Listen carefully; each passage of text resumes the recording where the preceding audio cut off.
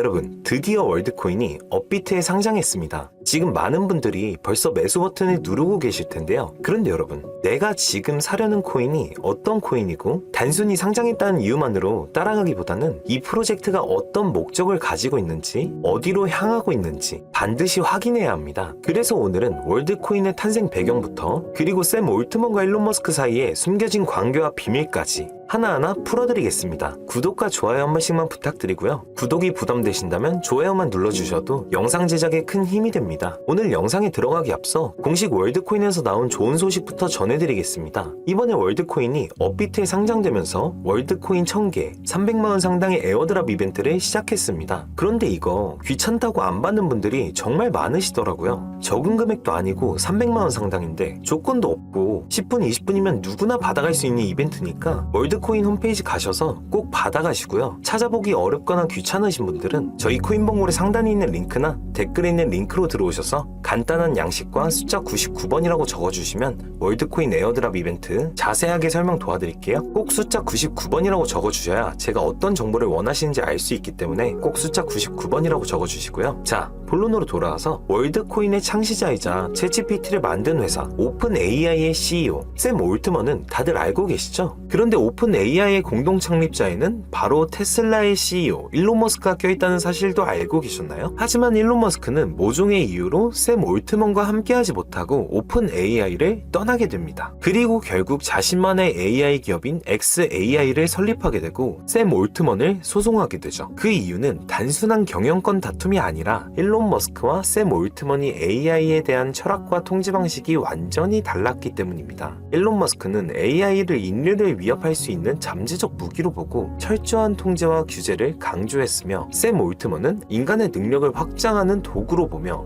빠른 개발과 현실 적용을 중시했습니다. 일론 머스크는 AI가 자칫 잘못 개발되면 인간을 지배하는 존재로까지 이어질 수 있다고 우려했고 샘 올트먼은 그런 AI를 잘 통제하고 활용할 수만 있다면 인류의 발전 속도는 상상 이상으로 가속화될 수 있다고 믿었습니다. 결국 두 사람은 AI는 위험한가 아니면 기회인가 라는 철학의 갈림길에서 서로 다른 길을 선택하게 된 거죠. 일론 머스크의 AI 철학은 2012년에 데미스 허사비스와의 만남을 통해 AI 기술에 대한 확고한 관점과 철학을 갖게 되었다는데요. 데미스 허사비스는 현 구글에서 인공지능을 만드는 회사 구글 딥마인드의 CEO예요. 딥마인드에서는 우리가 잘 알고 있는 이세돌 구단과 알파고의 대결, 그 알파고를 만든 회사가 바로 구글 딥마인드이죠. 2012년에 일론 머스크와 데미스 허사비스는 AI를 주제로 대화를 나눴다고 하는데 데미스 허사비스는 일론 머스크에게 이렇게 말합니다. 저는 지금도 AI를 연구하고 있지만 AI는 머지않아 미래의 인류를 가장 크게 위협하는 잠재성을 가지고 있어요. 언젠가 AI 발달이 인간의 지능은 당연히 뛰어넘을 거고 이때 어떤 대비책이 없다면 AI가 인류를 장악하는 세상이 올지도 모릅니다. 허사비스는 본인이 연구를 하고 있지만 AI는 인류를 위협할 수 있다 라고 말하며 양날의 검이라고 생각을 갖고 있었고 허사비스의 말을 들은 일론 머스크는 AI에 대한 관점과 철학에 큰 영향을 받았다고 해요. 머스크 역시 허사비스와 비슷한 시각을 갖게 된 거죠. 머스크는 단순한 지지자가 아니었습니다.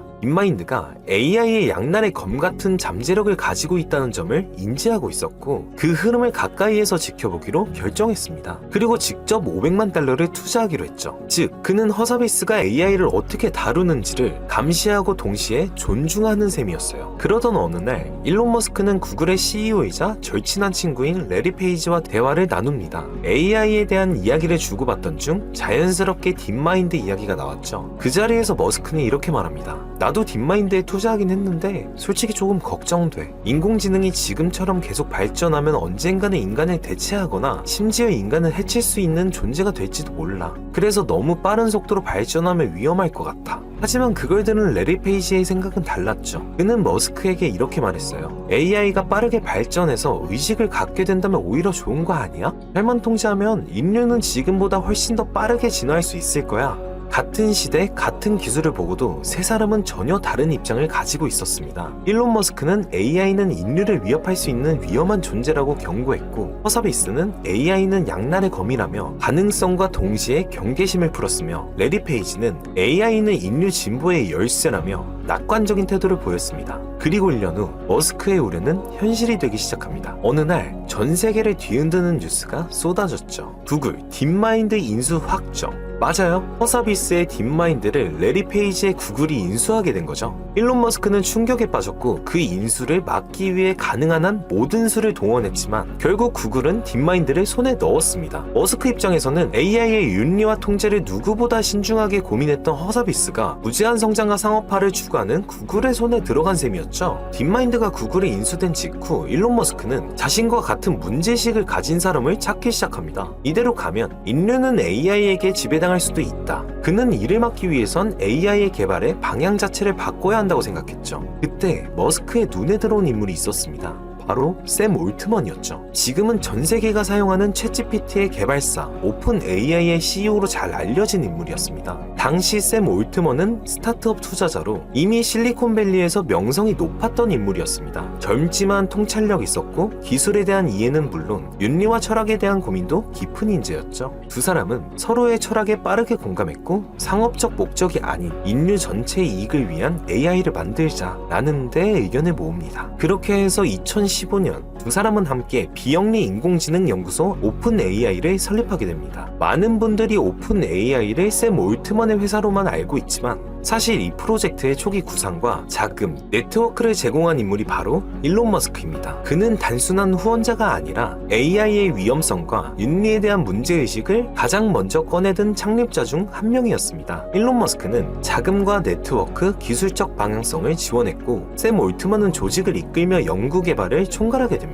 당시 오픈 AI 선언문에는 그들의 철학이 분명하게 담겨 있었습니다. AI는 인류 전체의 이익을 위해 개발되어야 하며 어떤 기업이 개인이 AI의 통제권을 독점해서는 안 된다. 이 말은 단순한 이상론이 아니라 당시 구글, 페이스북 등 빅테크 기업들이 AI를 자신들만의 독점 자산으로 만들려는 흐름이 강했거든요. 이런 분위기 속에서 일론 머스크와 샘 올트먼은 AI 개발의 방향 자체를 되돌리려 한 거예요. 쉽게 예를 들어서 만약 전 세계에서 단 한 회사만 AI를 개발할 수 있고 그 회사가 압도적으로 뛰어난 AI를 먼저 만들어낸다면 어떻게 될까요? 그건 마치 전 세계를 통제할 수 있는 능력을 한 기업이 거머쥐는 거나 다름없습니다. 그리고 일론 머스크는 이 상황을 누구보다 심각하게 본 인물이었죠. 그는 AI가 특정 기업이나 개인에게만 집중되면 그것은 인류 전체가 위협이 될 수 있다고 판단했고 그래서 AI의 개발을 분산시키고 투명하게 공개하고 모두가 접근할 수 있는 방향으로 나아가야 한다고 본 거예요. 즉 일론 머스크가 오픈 AI를 만든 이유는 강력한 AI를 선점한 한 놈이 세상을 지배하는 걸 막자는 위기의식 때문이었습니다. AI를 한 명의 왕이 독점하지 않도록 모두가 감시하고 함께 발전시킬 수 있는 공공의 기술로 만들어야 한다는 거죠. 이것이 바로 오픈 AI가 기존 빅테크의 방향과 전혀 다른 새로운 기준을 세운 결정적인 순간이었습니다.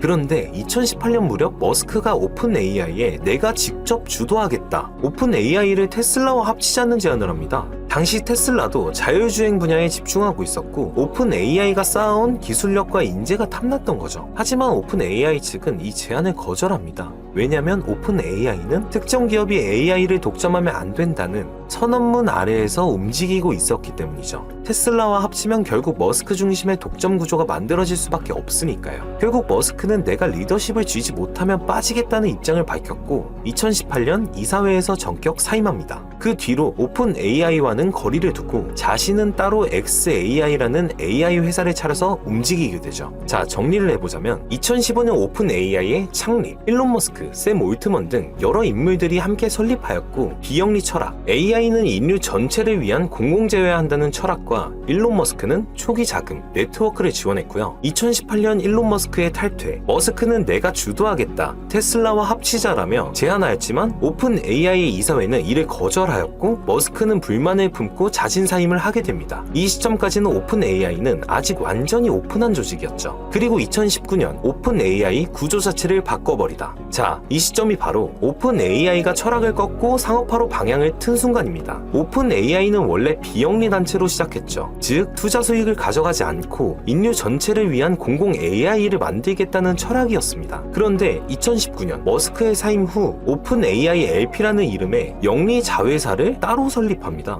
AI 기술이 너무 빠르게 발전하면서 연구를 제대로 하려면 엄청난 GPU, 슈퍼컴퓨터, 클라우드 인프라, 연구자의 연봉까지 돈이 상상을 초월하게 들어가기 시작한 겁니다. 그래서 결국 비영리의 틀은 유지하되 실질적으로 돈을 벌 수 있는 구조로 바꿉니다. 이게 바로 오픈 AI LP, 리미티드 파트너십이죠. 딱 이 타이밍에 엄청난 사건이 또 터집니다. 바로 마이크로소프트의 등판. 오픈 AI가 영리자 회사인 LP 구조로 전환되자마자 마이크로소프트가 10억 달러, 우리 돈으로 약 1조 3천억 원을 투자합니다. 그럼 MS는 이 투자로 어떤 조건을 걸었냐? 챗GPT의 엔진, 우리 애저에서만 쓸 수 있게 해줘. 앞으로 나오는 모든 AI 기술도 우리가 먼저 접근할 수 있게 해주고, 이 두 가지가 MS가 가져간 독점 혜택입니다. 이를 조건으로 10억 달러의 투자와 오픈 AI가 필요한 GPU, 슈퍼컴퓨터 같은 자원들까지 MS가 직접 제공해주면서 아예 기술 인프라까지 밀어줍니다. 자, 이게 무슨 뜻일까요? 비영리인 척 하지만 실제로는 영리 기업, 투자자는 수익을 챙기고 마이크로소프트는 사실상 기술 독점을 가져간 셈이죠. 머스크는 이걸 나중에 알고 화가 머리 끝까지 납니다. 직접 이렇게 얘기해요. 오픈 AI는 더 이상 오픈하지 않고 AI도 아니야. 그냥 마이크로소프트의 폐쇄형 사기업일 뿐이야. 이건 머스크가 처음 만들 때 꿈꿨던 철학과 완전히 반대예요. 그래서 결국 오픈 AI를 상대로 소송까지 걸게 됩니다. 그런데 저는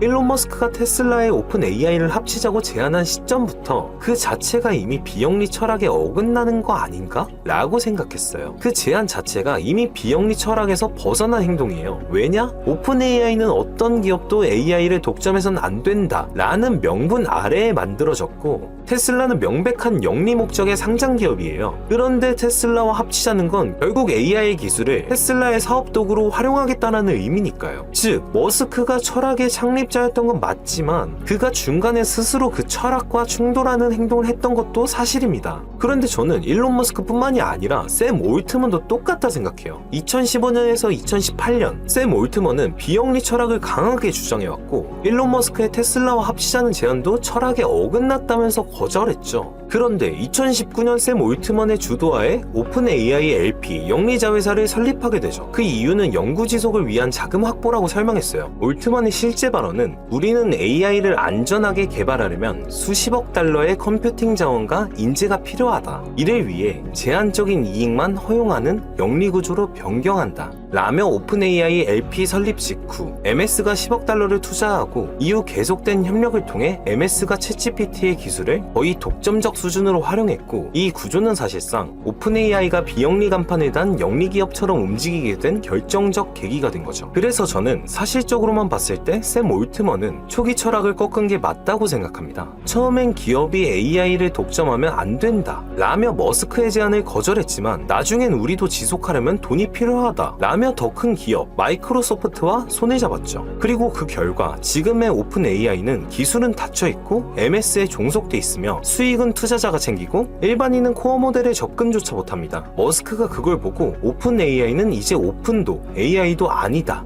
라고 한 겁니다. 정리해보면 결국 두 사람 모두 AI는 모두를 위한 공공재여야 한다 라는 철학에서 출발했지만 각자 다른 시점에서 다른 방식으로 철학과 충돌했죠. 머스크는 더 빠른 진전을 위해 테슬라 중심으로 흡수하려 했고, 올트먼은 연구 지속을 위해 외부 자본 마이크로소프트와 손을 잡았죠. 머스크도 올트먼도 자기 방식대로 AI의 미래를 통제하려 했고, 그 과정에서 각자의 방식으로 비영리 철학과 타협하거나 꺾었으며, 그래서 지금까지도 이건 위선인가 아니면 불가피한 선택인가 라는 도덕적 논쟁이 아직까지도 끊이지 않고 있는 겁니다. 샘 올트먼은 일론 머스크가 말했던 AI는 통제되지 않으면 인류에게 위협이 된다, 이 우려를 인정했습니다. 그런데 그걸 막는 방식이 일론 머스크와는 달랐죠. 일론 머스크는 AI 자체를 통제하자는 입장이었고, 샘 올트먼은 반대로 AI는 이미 막을 수 없는 흐름이다, 그렇다면 우리가 진짜 사람이라는 걸 증명할 방법을 만들어야 한다, 이렇게 생각한 거예요. 그 결과 만들어진 게 바로 월드코인 프로젝트이죠. 이 프로젝트는 말 그대로 전 세계 모든 사람이 자기 자신이 인간임을 증명하는 시스템을 만들겠다는 겁니다. 방법은 간단하지만 강력해요. 바로 홍채 스캔입니다. 눈을 들이대고 스캔하면 전 세계에서 오직 하나뿐인 나만의 디지털 아이디가 생성되는 구조, 이걸 기반으로 향후에는 AI가 판치는 디지털 세계에서도 나는 인간이다라는 걸 증명할 수 있도록 한다는 거죠. 그런데 저는 이 월드코인 프로젝트를 처음 봤을 때 올트먼이 말하는 인간 인간임을 증명해야 하는 시대 아직 안 왔잖아? 지금도 생활 잘하고 있는데 굳이 그렇게까지 걱정해야 해? 라고 생각했습니다. 그런데 또 생각해보니까 지금 현실에서는 AI가 인간보다 더 빠르게 글을 쓰고 그림을 그리고 목소리를 복제하고 심지어 실제 사람처럼 화상 인터뷰까지 합니다. 지금 여러분이 보고 계신 이 영상이 제 목소리 진짜 같으신가요? 요즘 AI 쇼츠 영상들 보면 진짜 사람처럼 들리는 경우가 꽤 많습니다. 특히 잘 만든 AI 목소리는 톤, 떨림, 호흡까지 너무 자연스러워서 이게 진짜 사람인가? 싶을 때도 있어요. 이젠 듣는 것만으론 구분이 안 될 정도입니다. 이미 인터넷에는 사람처럼 보이는 AI 콘텐츠가 넘쳐나고 가짜 사람, 가짜 신분이 온라인 세상에서 실제 영향력을 행사하고 있어요. 지금 이 순간에도 말이죠. 진짜 사람인지 확인하기 위한 기술은 기업과 정부, 금융기관에도 도입되고 있습니다. 바이오 인증, 홍채 스캔, 지문, 혈관 구조 분석까지 이미 우리는 인간임을 증명해야 하는 시대의 입구에 서 있다고 생각되지 않으신가요? 앞으로는 AI가 더 정교해질 거고 내 얼굴, 목소리, 감정, 언어를 완벽하게 흉내내는 그 순간 존재 자체를 증명해야 하는 시대에 살게 되지 않을까요? 이미 30개국 이상의 홍채 인식 장치 5부가 설치되어 있고 미국, 일본, 독일, 인도, 케냐, 칠레 전 세계에서 직접 운영 중이죠. 즉 월드코인 프로젝트는 이제 시작한 실험이 아닙니다. 이미 시작됐고 지금도 계속 확장 중인 프로젝트라는 거예요. 게다가 올트먼은 이걸 더 나아가 기본소득까지 연결시키려 해요. 월드 아이디를 발급받은 이용자는 가상자산 월드코인도 기본소득 개념으로 받을 수 있다. 그래서 이게 무슨 말이냐? 월드 아이디가 뭐냐? 월드 아이디는 그냥 로그인용 계정이 아니라 AI가 아무리 진짜 사람처럼 행동해도 홍채는 위조할 수 없으니까 그래서 월드코인은 홍채 인식 장치 5부를 통해 이 사람이 실제 존재하는 인간이다 라는 걸 증명한 뒤 단 한 번만 발급되는 디지털 신분증, 그게 바로 월드 아이디입니다. 이렇게 진짜 인간이라는 걸 증명한 사람에게는 월드앱을 통해 일정량의 월드코인이 주기적으로 지급됩니다. 이건 단순한 에어드랍이 아니죠. 한마디로 AI가 아무리 뛰어나도 절대 흉내낼 수 없는 방식으로 진짜 사람만 돈을 받을 수 있는 구조로 만든 거예요. 샘 올트먼은 인간이면 누구나 최소한의 보상을 받아야 한다는 철학을 코인을 통해서 실현시키고 있는 거죠. 즉 AI가 인간을 닮아가는 시대에 우리는 진짜 인간이라는 걸 증명할 무언가가 필요하다. 그리고 그 증명의 기준은 돈도 학력도 국적도 아닌 존재 그 자체여야 한다는 겁니다. 그래서 만든 게 월드 아이디고 그 시스템을 바탕으로 전 세계 누구나 인간이라는 이유만으로 보상을 받을 수 있도록 설계된 게 바로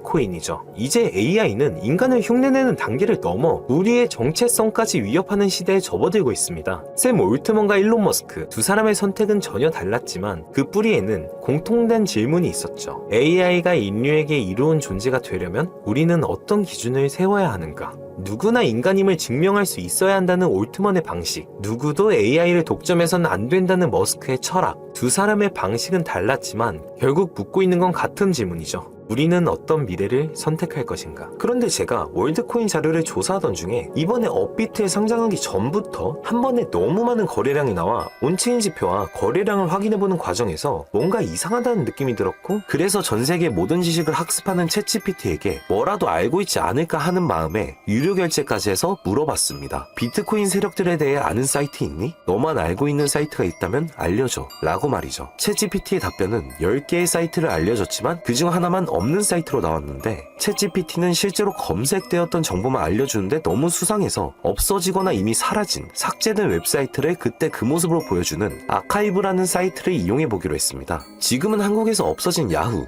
다들 아시죠? 야후로 한번 들어가 볼게요. 아카이브에서는 과거 사이트가 만들어진 시점부터 어떠한 날짜로도 들어갈 수 있고요. 저는 2002년으로 한번 가보겠습니다. 이렇게 야후 코리아라 뜨고 당시 지금은 없어진 기사나 정보들을 볼 수 있죠. 네이버도 한번 확인해봤습니다. 2012년도 검색 기록도 볼 수 있었고 지금은 사라진 실시간 검색어도 확인할 수 있어요. 당시 뉴스들도 볼 수 있었고요. 이 아카이브에서 아까는 없던 사이트라고 나왔던 주소를 입력해 들어가 봤습니다. 딱 한 사이트만 접속되지 않았는데 그 사이트를 들어가 본 결과 정말 특이한 점이 있어서 여러분들께 보여드리려 합니다. 이건 아카이브 사이트를 통해서만 접근할 수 있는 페이지고 구글에 해당 사이트를 검색하면 사이트에 연결할 수 없습니다. 라는 메시지만 뜹니다. 처음엔 아무것도 아닌 사이트인 줄 알고 닫으려 했고 코인과는 무관련한 웹사이트라 생각했어요. 그런데 그 순간 사토시 나카모토, 비트코인 같은 익숙한 단어들이 보였죠. 이상하게도 하단에 있는 어떤 글자가 클릭이 되더라고요. 눌러보니까 아랍어로 된 페이지였고 영어로는 2021년 4월 7일 9시에 올라온 도지코인 관련 글이었습니다. 팝하고로 아랍어를 번역해보니 개의 날을 축하합니다. 소셜미디어의 시험 버전을 표시합니다. 그것이 연예인을 하나로 만드는 것입니다. 이번이 처음입니다. 하루나 이틀 안에. 그래서 실제로 2021년 4월 7일에 도지코인에 무슨 일이 있었는지 찾아봤습니다. 당시 도지코인은 80원이었는데 이날 이후 한 달 만에 800원까지 약 1000% 급등했습니다. 그리고 유명인이 이것을 한다는 문장처럼 실제로 4월에 일론 머스크가 도지코인을 언급하며 폭등을 일으켰죠. 저는 여기서 이거 진짜 세력이 움직이는 건가? 싶었지만 그래도 한편으로는 우연일 수 있다고 생각했어요. 그런데 다시 사이트로 돌아가 사진의 작은 점에 마우스를 올려보니 또 클릭이 되더라고요. 이번엔 2021년 7월로 이어졌습니다. 클릭하니까 이번엔 엑시 인피니티라는 코인 관련 내용이 나왔고 다시 아랍어 번역을 해보니 성공적인 P2E 거래를 위해 큰 그룹 거래가 이루어질 것입니다. 이것은 NFT 거래를 계속할 것입니다. 많은 사람들의 기대에 부응합니다. 이번 달에 일어날 것입니다. 영어로는 2021년 7월로 되어 있었고 실제 차트를 보니까 엑시 인피니티 역시 2021년 7월부터 8월 사이에 약 1000% 이상의 상승이 나왔고 여기서부터는 우연이라고 치부하기가 어려웠죠. 그래서 다시 이 사이트를 뒤지다가 이상한 클릭 포인트 하나를 발견했고 이번에 2025년 2월에 작성된 무언가가 시작된다는 문장이 나왔습니다. 그리고 이번에도 업비트에 있는 한 코인 이름이 등장했죠. 아랍어로 번역해보니 올해 9월에 시작할 거야. 이 모든 것의 중심에는 RWA가 있습니다. 나는 당신에게 5000배의 상승을 보여줄 것이다. 이 메시지에 나와있던 코인을 업비트에서 확인해보니 현재 가격은 89원, 5월 이후로 20% 이상 오른 상태였습니다. 원래 거래량이 거의 없던 코인이었는데 말이죠. 만약 여기 나온 예언대로 5000% 상승이 맞아떨어진다면요? 10만원만 매수해도 500만원이 됩니다. 100만원이면 5천만원이 되는 거고요. 제 채널을 봐주신 여러분들께 이런 정보를 공유해 좋은 결과를 함께 만들고 싶은 마음이고 만약 이 종목이 실제로 대폭등하게 된다면 지금 영상을 보시는 분들도 저를 잊지 않게 되겠죠? 그리고 저희 채널도 그만큼 성장할 거고요. 자, 그러면 이번 영상에서 제가 발견한 이 종목을 알려드릴 겁니다. 좋아요와 구독 한 번씩 눌러주시고 제가 한 분 한 분에게 이 사이트에서 발견한 5000% 상승 종목을 알려드리겠습니다. 저희 코인범고래 상단에 있는 링크나 댓글에 있는 링크로 들어오셔서 간단한 양식과 숫자 99번만 적어주시면 한 분 한 분에게 오늘 영상에서 언급한 수천 % 급등 예정인 이 코인의 이름과 거래소 정보 모두 공유해드리도록 하겠습니다. 꼭 숫자 99번이라고 적어주셔야지 제가 발견한 이 정보를 유료로 판매하는 업자인지 차단시켜놓은 업자인지 확인이 되기 때문에 꼭 99번이라고 적어주시고요. 저희 코인범고래는 절대로 금전이나 멤버십 가입을 요구하지 않습니다. 혹시라도 정보 공유를 빌미로 금전이나 멤버십 가입을 요구하는 유료 판매업자는 꼭 조심하시라고 당부의 말씀드리고요. 그런데 이제 와서 보면 억울하지 않나요? 세력들은 이런 다크웹 같은 곳에서 정보를 교환하고 앞으로의 흐름을 계획하고 있습니다. 그리고 놀랍게도 지금까지 그 예언들은 실제로 맞아떨어졌습니다. 이번 종목도 마찬가지입니다. 여러 호재와 세력의 흐름이 겹쳐서 어쩌면 여러분 인생을 바꿀 수 있는 종목이 될지도 모릅니다. 시청해주셔서 감사드리고 다음 영상에서 찾아뵙겠습니다. 감사합니다.